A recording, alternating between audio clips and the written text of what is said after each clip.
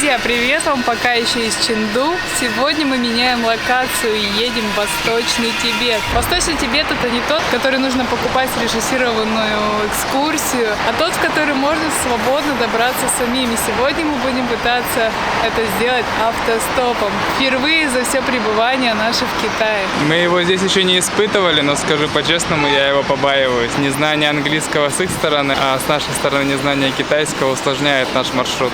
Погнали на метро и будем выбираться из города.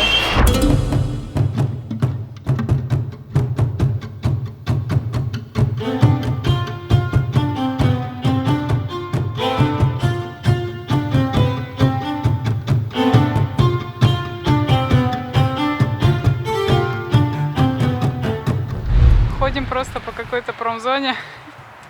Пытаемся выйти на хайвей.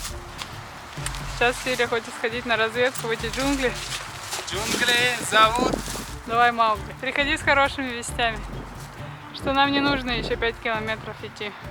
Ёшки-макарешки. Я не знаю, насколько видно на видео, но размером он сантиметров 10, наверное. Короче, нет там прохода, идем дальше. Насобирал пока больше всяких штук на себе. Попытка номер 3. Вы видели, вон там какой-то мостик. Но после встречи с пауками как-то очковенько здесь ходить. Давай, Филипп, я в тебя верю. Он специально достает камеру, потому что на камеру я не боюсь. Да, конечно. А так мы будем стоять полчаса. А вдруг будет какой-нибудь attention, вдруг тебя кто-нибудь начнет кусать и верещать. Будем делать контент.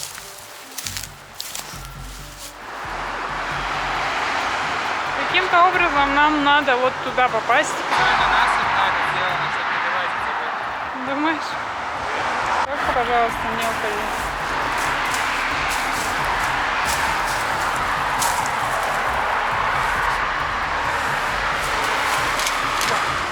Есть.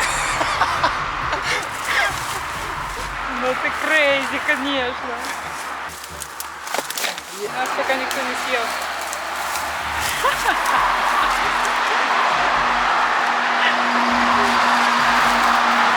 Тут даже лесенка есть, где мы раньше был нормальный проход. Ой, паутина, Филь!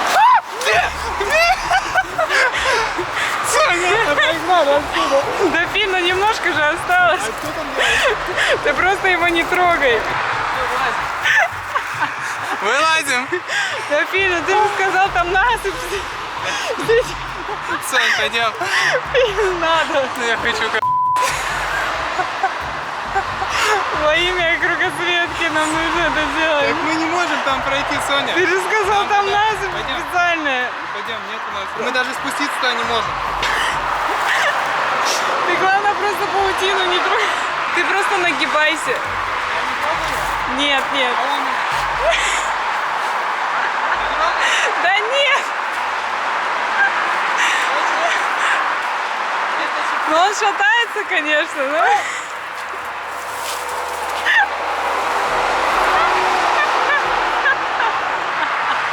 Сейчас смеюсь, в итоге сбоку мне. Ты вытряхиваешь из себя? Давай, немножко осталось. По крайней мере, там нас никто не съест. Сейчас еще приму за то, что мы забор ломаем.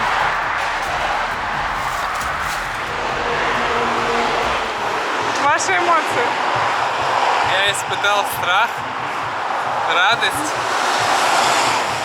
По-моему, когда коленки до сих пор трясутся. Там просто течет сзади по задним коленкам.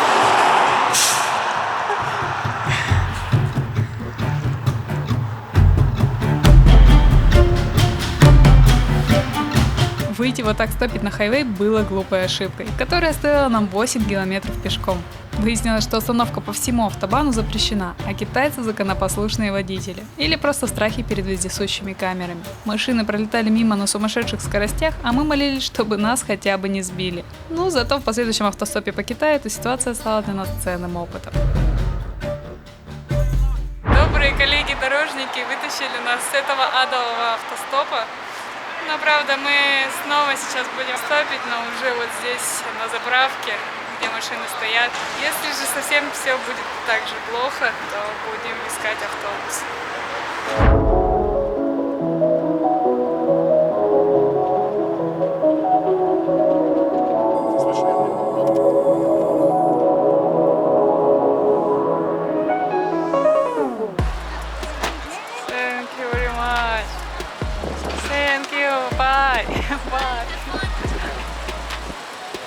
А да, этот концепт.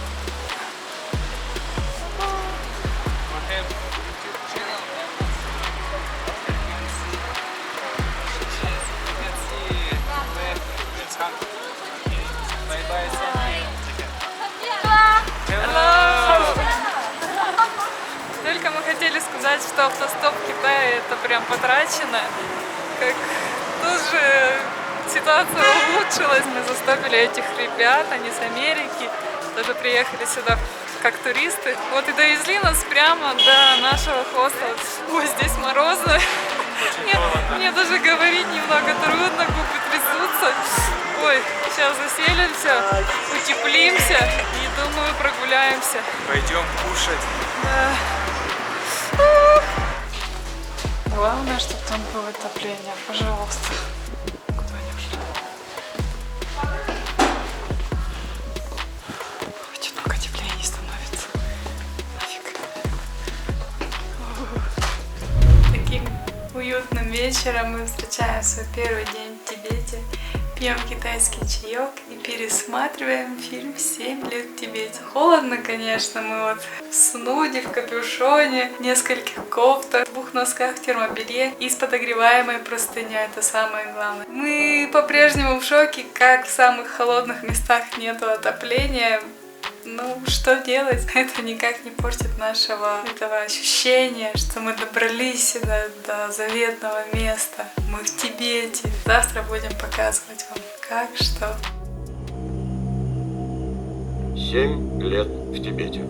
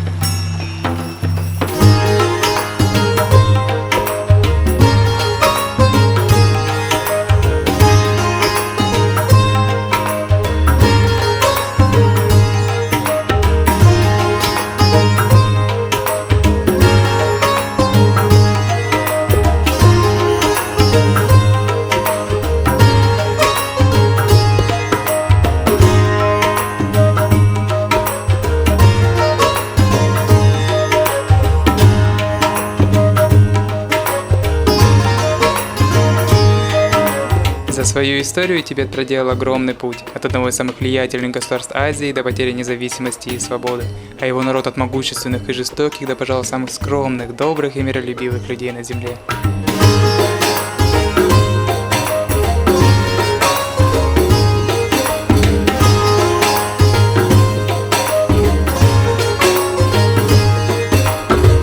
Исторический Тибет делился на 3 области – Уцанг, Амдо и Кхам. Уцанг – тот самый тибетский автономный район, что красиво очерчен на карте мира, тот самый центр тибетского государства с городом Лхаса, откуда бежал Далай-лама после китайской оккупации, и тот самый, куда можно попасть лишь с гидом по специальному разрешению. А вот Амдо и Кхам находятся в китайских провинциях, и чтобы туда поехать, не нужно ничьих одобрений.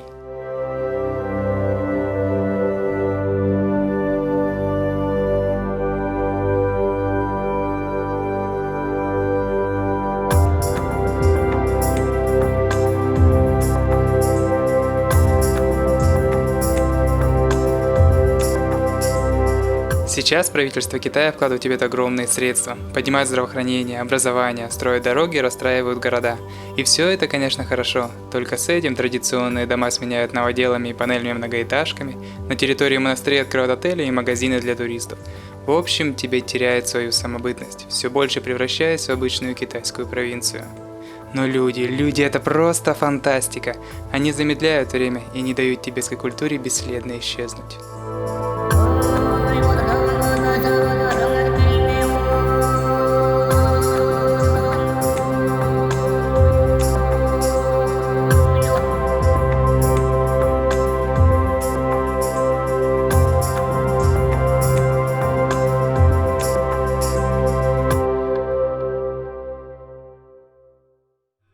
На территории города находится горный парк Паома. До его вершины 3 километра вверх. Если вы такие же бюджетные путешественники, как и мы, то можно устроить пеший трекинг. Если же нет, то вперед на канатную дорогу. Тропа проходит вдоль горной речки и хвойного леса.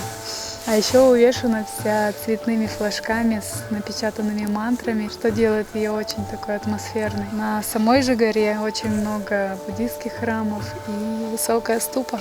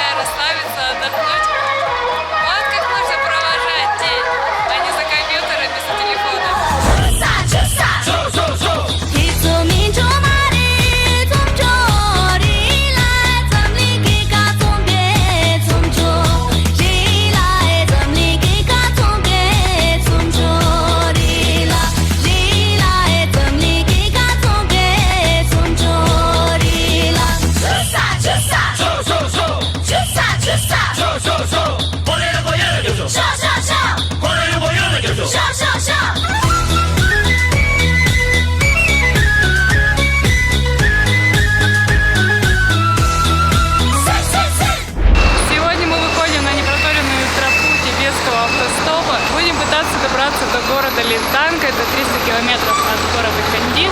Там холоднее, потому что высота уже 4000 метров, но там ждет нас настоящий Тибет. Все-таки этот город сильно пострадал от китайских рук. Вот мы только приуныли, опять решили закинуть рюкзаки на плечи и двинуться в сторону развязки. Как тут остановился наш попутчик. Едет он до моста Синду, мы не знаем, что это. Он сказал, что это по пути.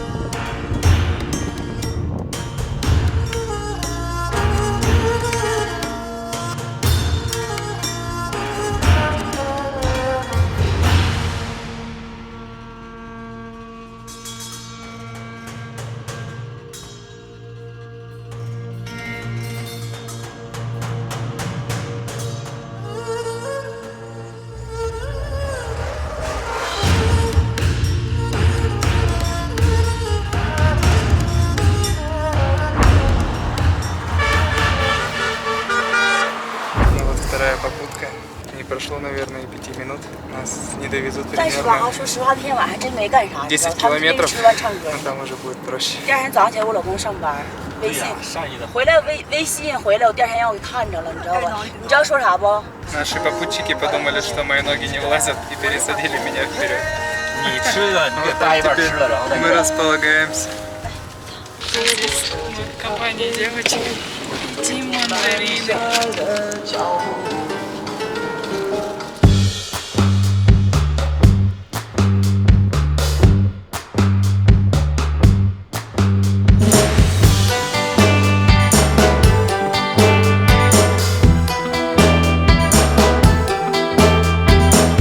Туннели здесь как взлетная полоса.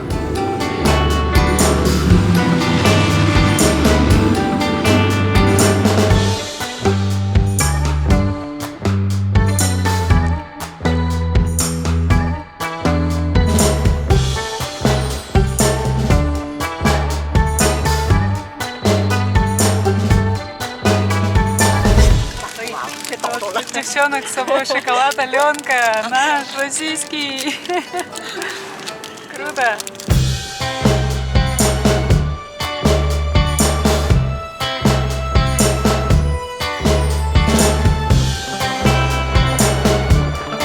Селфи на память с нашими попутчиками и путь дальше.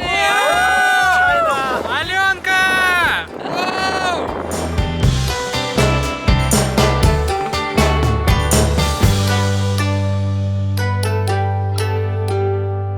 Помогаю, тяжеленный.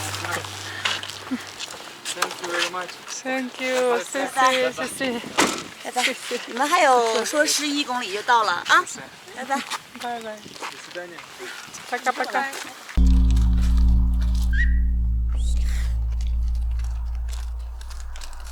Спустя 6 часов дороги и 3 попутки мы добрались до пункта назначения.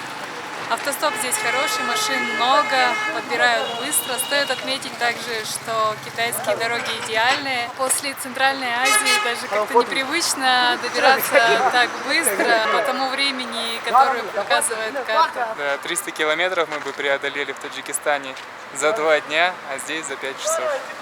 За 6. Пока мы записывались, местная братва подошла сфотографироваться. Братва специально остановилась на мотоцикле, ехали, чтобы сделать фото. Сейчас третий. Все.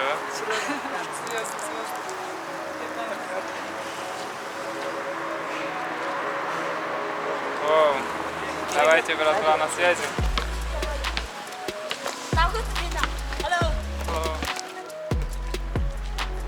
Ну, выглядит круто со стороны.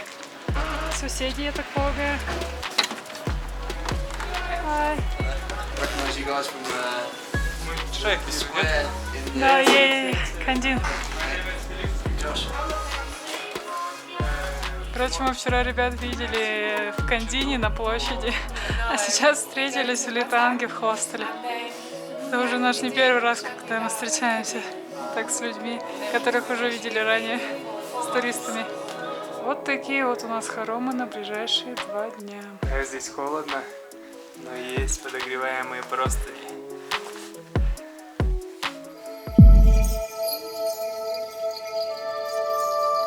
Привет вам, ребята, из городка Литанг. Не могу сказать, что утро доброе, потому что голова раскалывается просто от высоты. Ночь была тоже тяжелая, уснуть было практически невозможно.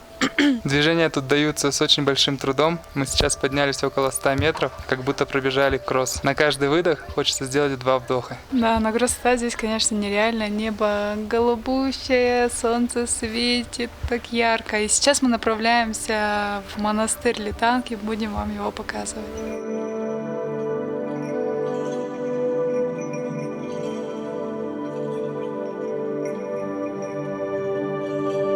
Литанг считается одним из самых высокогорных населенных пунктов в мире. Он выше центрального города Тибет-Лхасы. Он как форпост между небом и землей. Для каждого тибетца это место священное. Здесь появились на свет 2 высших духовных лидера Далай-ламы. Здесь находится монастырь и стройки самых крупных в Тибете.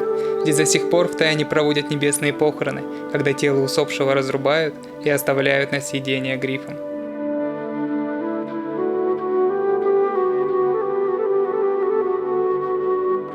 Здесь на тибетской земле практически нет деревьев и отопления, поэтому местные спасаются печкой и топят ее ячьими лепешками.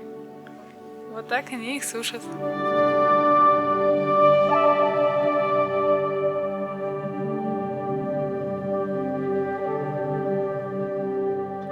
В 50-е Литанг был одним из основных центров вооруженного сопротивления тибетцев против китайской оккупации.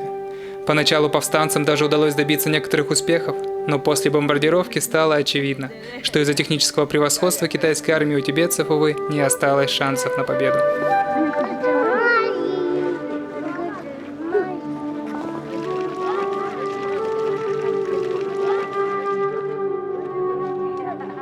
Здесь практически нет туристов, а местные при встрече с тобой расплываются в улыбке и в приветственном крике «Таши дале!» проворачивают в руках молитвенные барабаны.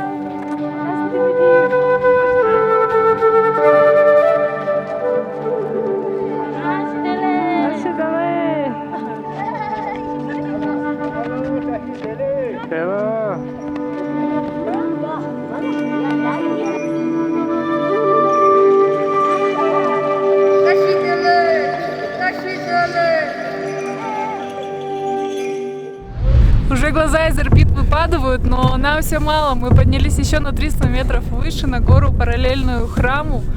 И здесь открывается чудесный вид на весь город, и пасутся забавные яки. Яйки! Яйки! Тут очень сильный ветер, метров, наверное, 20. Иногда приходится держаться друг за друга, чтобы не улететь.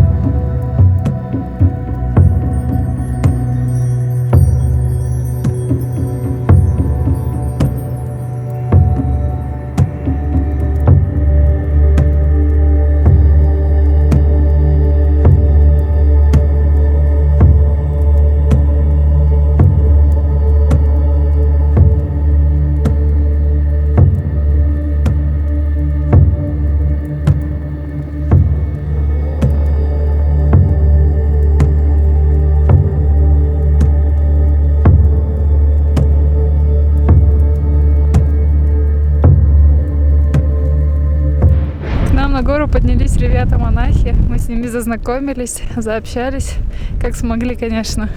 Они нас позвали с собой в монастырь, мы же в ответ предложили им угостить их нашим чаем. Сейчас посмотрим, как оно будет на самом деле и насколько мы друг друга поняли.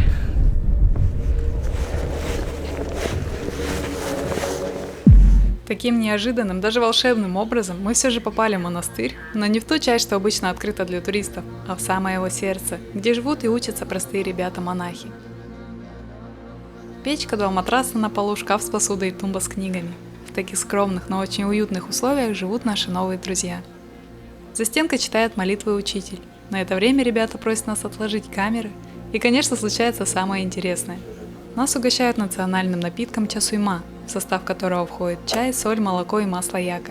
А потом вручают чашечку с мукой, кладут в нее кусочек ячьего масла, вливают немного чая и говорят мять эту массу в руке, пока она не станет плотной. Так у нас получилось еще и национальное блюдо цампа. Кстати, вкусное, как печенье. Хотите верьте, хотите нет, после такого угощения высотная головная боль магическим образом испарилась.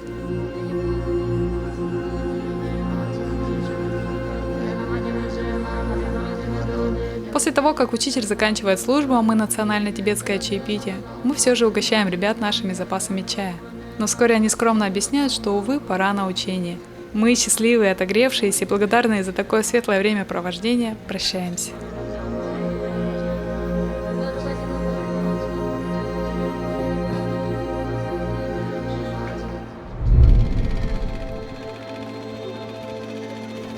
На улице люди снова совершают кору, обход монастыря, а мы снова обомлевшие не можем отвести от них взгляды.